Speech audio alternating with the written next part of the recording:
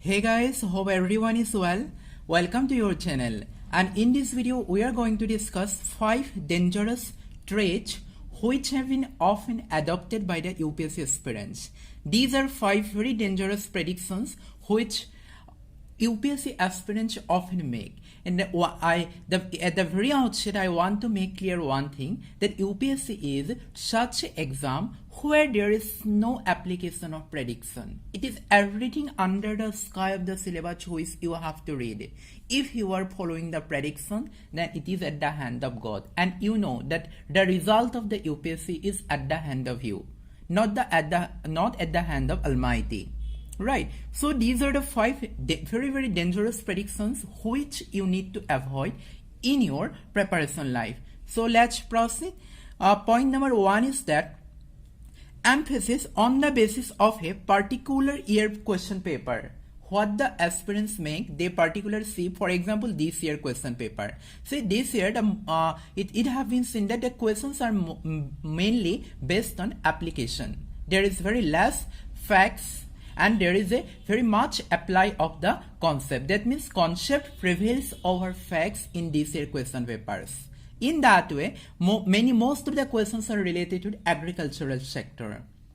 Right, but if going through this strand, if for the next year, if you think that there will not be any question from the factual person and there will be more questions from the agricultural sector, this prediction will not work for the next year. Right, this is applicable for this year only.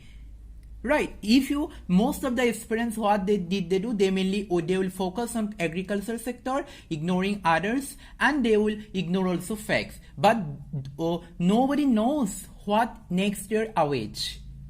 What happens? UPSC might give importance on facts. Right, so do not depend the observation of the question paper is good, but it is for the understanding purpose that how the questions are framed, that what should be the strategy of your study, but not to follow that question trend for the next year. Right, keep it in mind always. Then the second thing is that depend on the elimination method. Recently, I have seen that most of the YouTubers, most of the teachers and even coaching centers are propagating this method of elimination. Yes, up to some extent it might work, but my advice is always do not use on a shortcut method for success. Success is not a shortcut result. Success is not the result of any shortcut method. Right, rather than depending on elimination method, try to be original.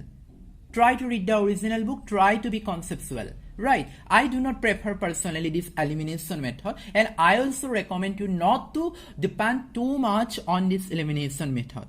Right, then the third point is that believing bro science. This theory is applicable in the bodybuilding fitness field. What does bro science means? The bro science means that you are studying with someone, you are working out with someone, and what that person says. For example, if someone says that UPSC is totally based on current affairs, right, that is a bro science. It is not true. Means without going into the depth, what is conventionally going on from mouth to mouth, that is bro science. Whatever your classmate says, whatever your teacher says, whatever any statement without going into the depth, if the statement is coming from conventional way, that is bro science. If someone says that UPSC is totally based on current affairs, if someone says that optional paper matters a lot, GS does not matter a lot, these things are a kind of bro science, right? So do not believe on this bro science. It might divert the way and strategy of your preparation. Then the next important thing is the option of the advantage of the optional paper. Yes. See, someone says that this optional is very good, it will help you in mains. This optional, if you take this optional, it might help in adding marks in pre, right? And in mains, optional is the 90% result will come from the marks of the optional and 10% only from GS. Yes, there might be true, somehow slightly true, 10% true, 5% true, but UPSC never framed the question paper in pre or mains in such a way that the particular edge, that any particular edge of students gets prevalence.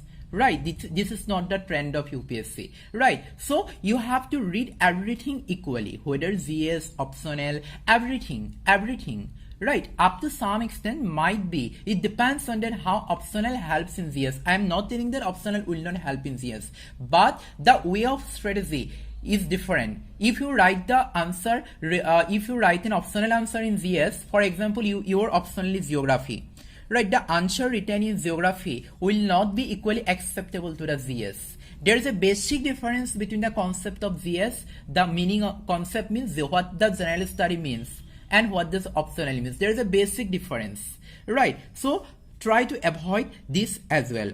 Then next important thing is that depending on the anthology of coaching without going into the original.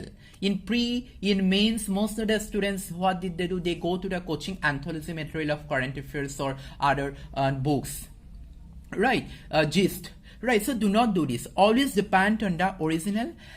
Yes, read the anthology, but as a reference, not at the original study material, right? So these are the 5 dangerous traits which are prevalent among UPSC aspirants, which you need to avoid, because UPSC is not a result of prediction, right? UPSC is the result of hard work, originality, right? So try to avoid prediction as much as possible. So I will come again with another video. Till then, take care and bye bye.